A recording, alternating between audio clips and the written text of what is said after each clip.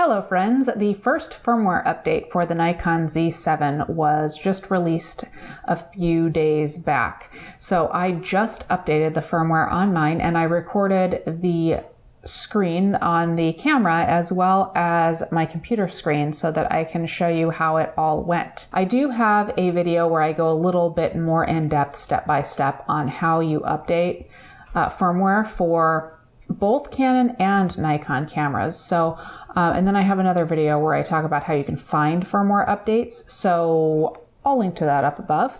But in the meantime, let me share with you how I was able to update the firmware on the Z7 pretty quickly and go through the changes with you real quick. And for those of you out there who are members, in this week's Member Monday, I will share with you more on my progress towards my review of this Z7. All right, so the first thing you do is that you need to go find the actual firmware update. You can get there through a few different ways.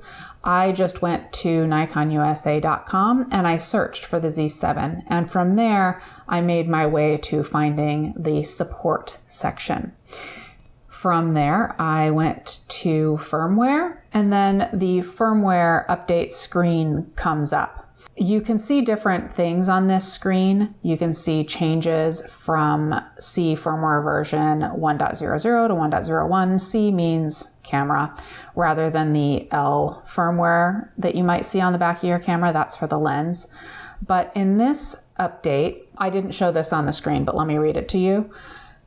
It says, fixed an issue that in rare circumstances caused the camera to stop responding during burst photography with NEF RAW selected for image quality and on selected for silent photography in the photo shooting menu.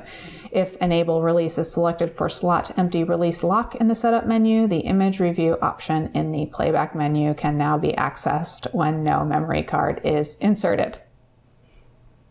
These are not big firmware updates. However, I like to keep up with my firmware updates because I'll, along the way, just little bits and pieces are updated, little bugs, or it could be bigger firmware updates. It all depends. So you head on down, you go to end user license agreement, hit accept, and download the file. And then from there, you need to open up these files and folders until you get to the bin file that comes up.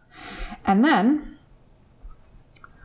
from there, you need to format the memory card that's in your camera so that it is empty. I'm not sure that's completely necessary, but it's something I like to do.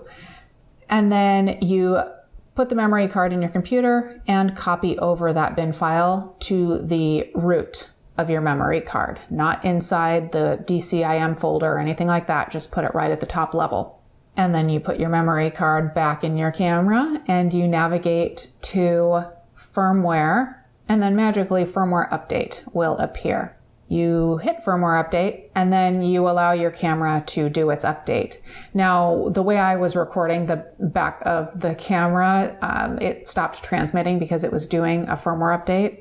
The firmware on the camera was no longer really working. It was being updated. So I took a photo of what it looks like on the back of the camera while it's updating.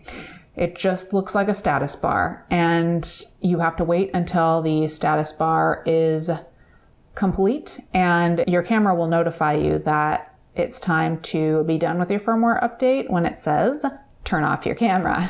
So you turn off your camera, turn it back on. If you go back to the firmware section, you'll see that the firmware has been updated, in this case to 1.0.1. I went ahead and deleted the firmware updates from my memory card. I could have also just gone back and formatted the memory card completely in the menus, but that's it. So everybody, thanks for watching this quick little firmware update video, and I am working on the review of this camera, so keep your eyes peeled, make sure you're subscribed and all of that. And members, if you haven't already seen Member Monday of this week, it is available for you all right now.